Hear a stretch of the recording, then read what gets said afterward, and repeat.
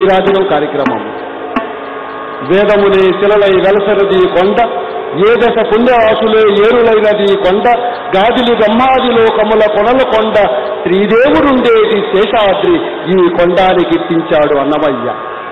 ఆయన దర్శించిన ఈ తిరుమల క్షేత్రాన్ని అదివో అల్లదివో శ్రీహరివాసము 10,000 చేతుల పడగలమయము అని మన కనుల ముందు ఆవిష్కరించిన ప్రఖ్యాత సంకీర్తనకు కూచిపూడి నృత్యాభినయాన్ని వీక్షించి ఆనందించండి.